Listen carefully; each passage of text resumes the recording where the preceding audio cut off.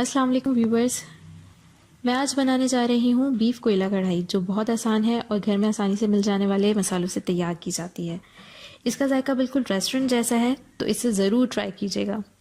Video start करने से पहले आप लोगों को बताती चलूँ कि हमारी वीडियोस को रेगुलरली देखने के लिए हमारे चैनल को सब्सक्राइब करने और सबसे पहले नोटिफिकेशन हासिल करने के लिए बेल आइकन को हिट करें। और अगर ये रेसिपी आपको पसंद आए तो लाइक ज़रूर कीजिएगा। अब चलते हैं अपनी रेसिपी की तरफ। तो इंग्रेडिएंट्स आप लोग नोट कर लीजिएगा। इंग्रेडिएंट्स हमारे पास हैं, बीफ है जो हमने लिया है आधा किलो, हाफ के जी आप बीफ ले लीजिएगा। दही हमने लिया है हाफ कप यानी आधा पाव, और अदरक लहसुन का पेस्ट लिया है हमने 2 टेबल स्पून। यहाँ पर मेथी हमने ली है, ड्राई जो कसूरी मेथी होती है वो लेनी है आपने। और ये है भुना हुआ कुटा हुआ जीरा और धनिया। पहले हमने इसे भून लिया है जीरा और धनिया को, और फिर कूट लिया है। ये लाल मिर्च है 2 टेबल स्पून। लाल मिर्च आप अपने जायके के हिसाब से कम या ज़्यादा कर सकते हैं। नमक भी हस्बे जायका आपने लेना है। और ये है मेथी दाने, ये हमने तकरीबन 1 पिंच के बराबर मेथी दाने लिए हैं।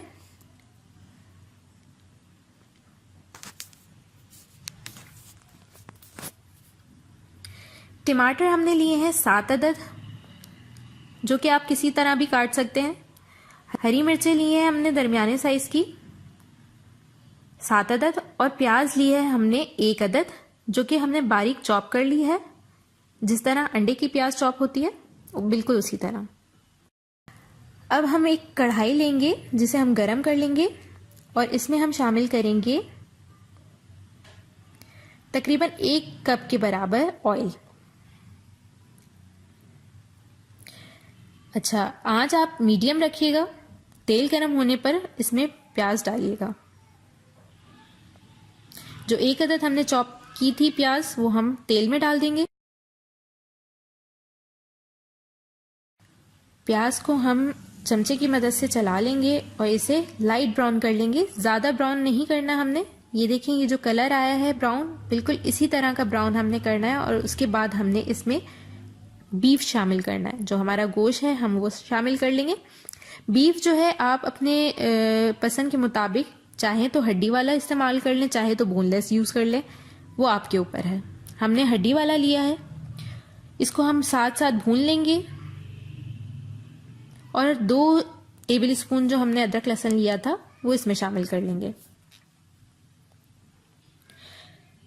चमचा चलाएंगे ताकि हम अच्छे से गोश्त को भून लें, और फिर इसके अंदर गोश्त गलाने के लिए पानी डालेंगे।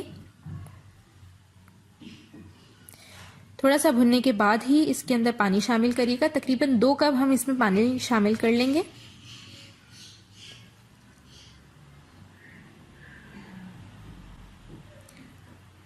यहाँ पर हम जो कप यूज कर रहे हैं वो बड़े साइज का कप है, यानी जो हम मग यूज कर रहे हैं। चाहे तो आप उसकी जगह ग्लास भी इस्तेमाल कर सकते हैं। तो 2 गिलास पानी शामिल कर लीजिएगा। ये 1 कप,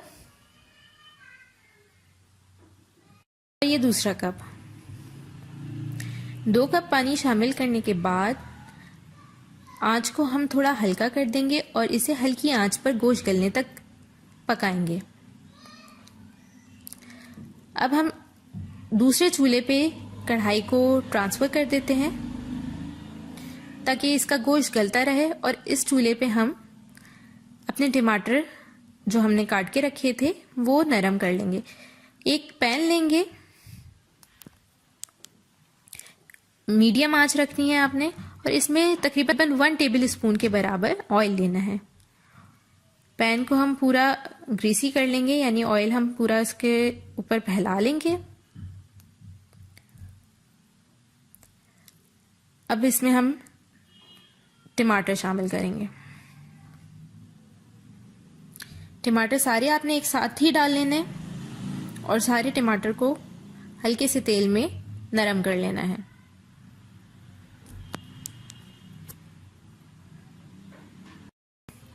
चमचे की मदद से आप इनको फैला लें।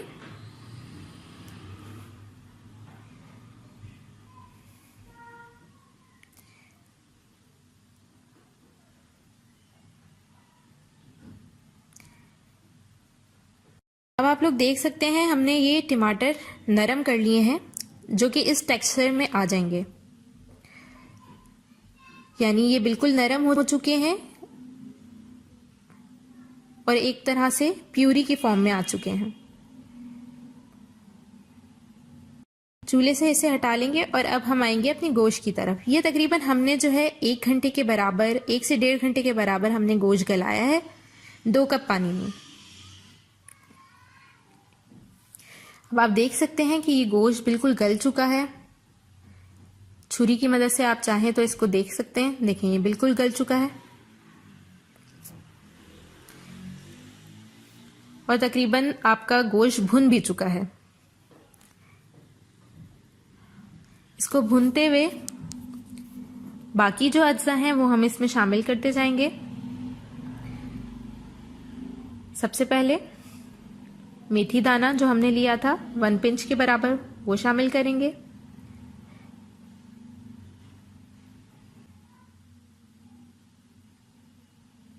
उसके बाद जो 2 टेबलस्पून हमने लाल मिर्च ली थी वो शामिल करेंगे और अच्छे से चला लेंगे।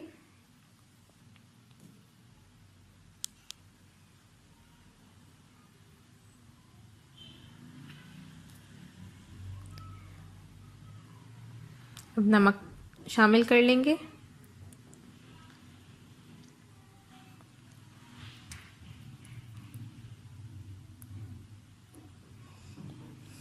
साथ साथ भुनता जाए मसाला तो चमचा चलाते रहें। अब हम दही शामिल करेंगे इसके अंदर। तकरीबन ½ कप के बराबर दही था हमारा।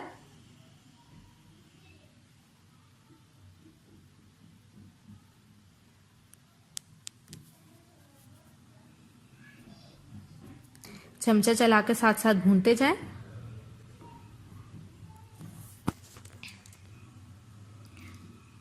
अब ये जो हमने जीरा और धनिया कूटा था भूनकर, वो हम शामिल कर लेंगे।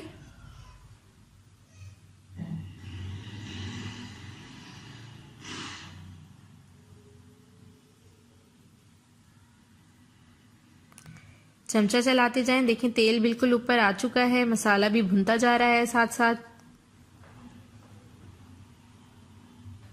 अब हम इसमें डालेंगे टमाटर की प्यूरी, जो कि हमने नरम की थी थोड़े से तेल में, वो हम इसमें ऐड कर देंगे। चमचे की मदद से अच्छे से मिला लें इसे।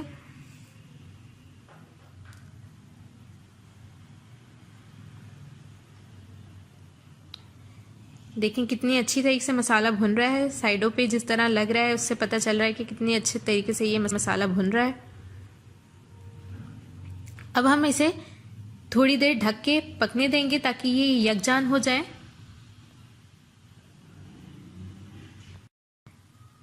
अब ये ढक्कन खोलने के बाद आप देख सकते हैं कि ये यकजान हो चुके हैं टमाटर और सारा मसाला। चमचे की मदद से चलाएं इसे।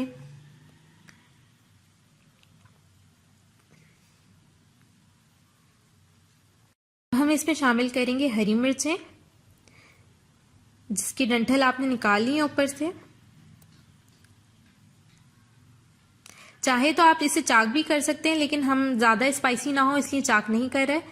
और जो है अब लास्ट में हम इसके ऊपर डालेंगे कसूरी मेथी। कसूरी मेथी से बहुत अच्छी खुशबू आती है कढ़ाई में।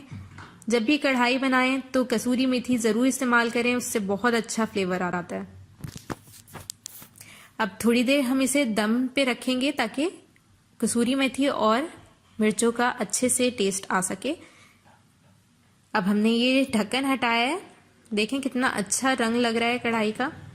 अब हम एक प्याली लेंगे जिसमें हम गरम किए हुए कोयले, जो लाल हो रहे होते हैं बिल्कुल, चूल्हे पे हम गरम कर लेंगे, लाल कर लेंगे कोयलों को और फिर प्याली पे ये रख देंगे। इस तरह हम कोयले की धुनी दे सकते हैं कढ़ाई को। अच्छा, बिल्कुल ये लाल हो रहे हैं कोयले और इस पे जब हम तेल डालेंगे तो बहुत अच्छा धुआं, बहुत अच्छा स्मोक निकलेगा, जो कि कढ़ाई के अंदर हमने ढक के रख देना है। बिल्कुल, अब ढक्कन हटाएंगे और कोयले की ये प्याली साइड पे कर देंगे। देखिए ये बिल्कुल हमारी कढ़ाई रेडी हो चुकी है और सर्विंग के लिए बिल्कुल तैयार है।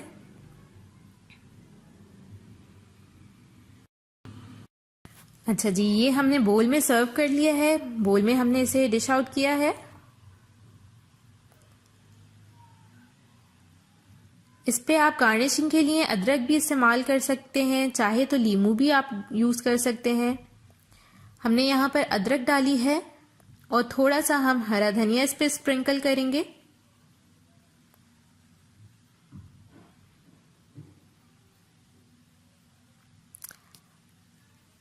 ये हमारी बीफ कोयला कढ़ाई तैयार है और देखिए कितनी मज़ेदार लग रही है। बिल्कुल इसका जायका रेस्टोरेंट जैसा लग रहा है।